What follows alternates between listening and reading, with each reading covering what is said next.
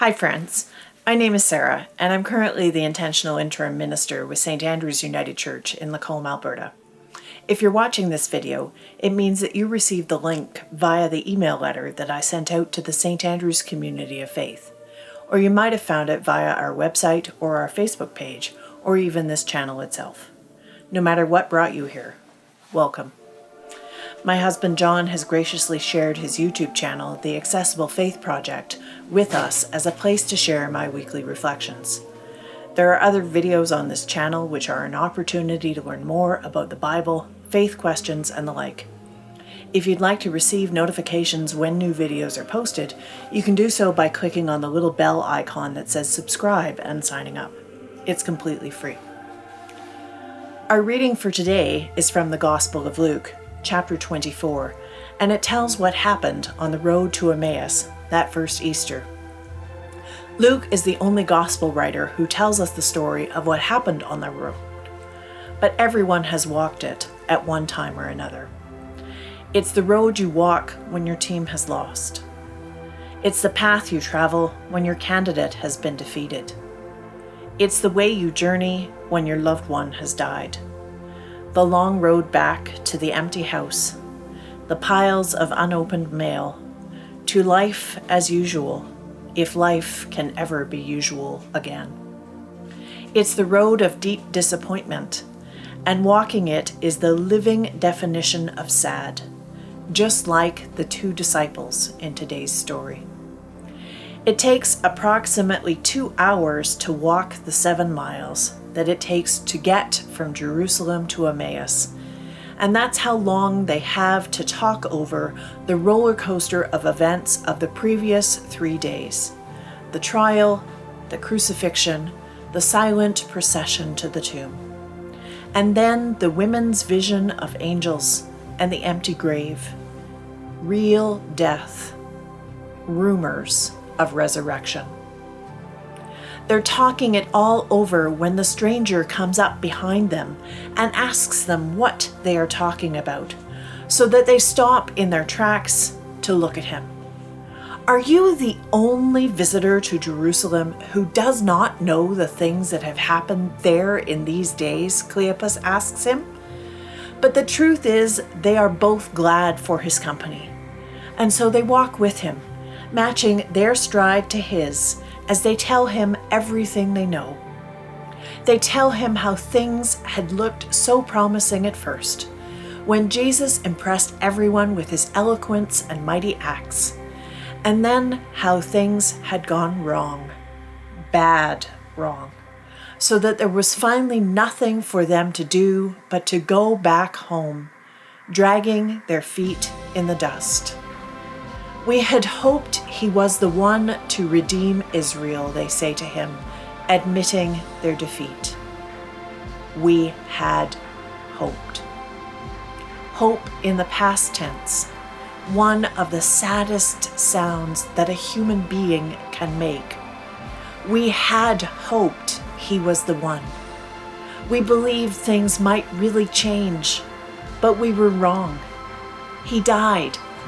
It's over now. There's no more fairy tales, no more illusions. It's back to business as usual. And that's when their walking partner chastises them. Oh, how foolish you are, and how slow of heart, he says to them. They didn't get all the teachings that Jesus had taught them from the scripture. They didn't get that the Christ is not the one who wins the power struggle. He's the one who loses it. The Christ is not the undefeated champion. He is the suffering servant, the broken one, who comes into his glory with his wounds still visible. Those hurt places are the proof that he is who he says he is, because the way you recognize the Christ and his followers is not by their muscles, but rather by their scars. This means that they are not to despise those painful parts of their lives anymore. This means that they are not to interpret their defeats anymore. This means they are not to fear their enemies anymore, not even death itself. Contrary to all good common sense, they are to follow their leader into the scariest and most dangerous of places in the world, armed with nothing but a first aid kit, because they, like him, are not fighters, but rather physicians, wounded healers, whose credentials are their very own hurt places. And so, starting with Moses and working his way through the prophets, the stranger opens up the scriptures to them and they hang on his words. He's a gifted preacher, but it's more than that. They're wounded, and what he's telling them is good news. Maybe they aren't losers after all. Perhaps the rumors are true. Maybe there is reason to resurrect their crucified hope. So when they arrive at their village and he shakes their hands goodbye, they don't want to let him go. They have not gotten enough of him yet, so they invite him to stay with them, and he does. But he's a rather odd guest, because it's their house, it's their food, it's their table. But when the three of them sit down together, it is he, the guest, who acts as host, who reaches out, who takes the bread, who says the blessing, who breaks the bread, and then who gives it to them. And maybe it's the oddness of this act that makes the shingles fall from their eyes.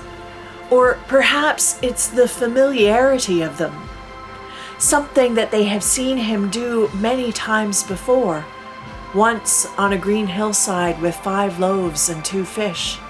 Another time in an upper room with unleavened bread and Passover wine. He takes, he blesses, he breaks, and he gives. And through the torn and fragrant edges of the loaf that he holds out to them, they look at him and they know who he is. One moment before he vanishes from their sight. Now, I don't know about you, but I've had moments of recognition like that. A few weeks after my grandmother's death, I was doing some baking in our kitchen when unexpected company dropped in to see us. And without thinking, I shoved the dirty dishes into the oven, not having enough time to clean them. And as clear as day, I heard my Nan's laugh, for I had done the very same thing that she used to do. And hearing her laugh at me, I stood there for about 5 minutes, laughing and crying at the same time. God was with me in that moment, heard through my grandmother's laugh. Our inability to recognize the Christ among us doesn't keep him from coming to us. He comes to the disappointed, to the doubtful, to the disconsolate. He appears to those who don't know their Bibles, who don't recognize him when they're walking right beside them. He turns up to those who have given up and who are headed back home, which makes the Emmaus story a tale for me about the blessedness of brokenness. But maybe that's only good news if you happen to be broken, as I know all of us, including myself, are to some degree or another, simply because we're all human. And the good news is that Jesus seems to prefer to work with broken people, with crushed dreams, in a really messed up world. And if someone hands him a whole loaf, he'll take it, he'll bless it, he'll break it, and he'll give it. And he'll do the same thing with his own flesh and his own blood, because that's the way of life that God has shown him to show the rest of us, to take the things that we have been given, whether we like them or not, and to bless them, to say thank you for it. Whether it's the sweet, satisfying bread of success or the tear-stoked bread of sorrow, to say thank you and to break it, because that's the only way it can be shared. And to hand it around, not to eat it all by ourselves, but to find someone to eat it with, so that the broken loaf may bring all of us broken ones together in one body, where we may recognize the risen Lord there in our midst. May it be so. Amen.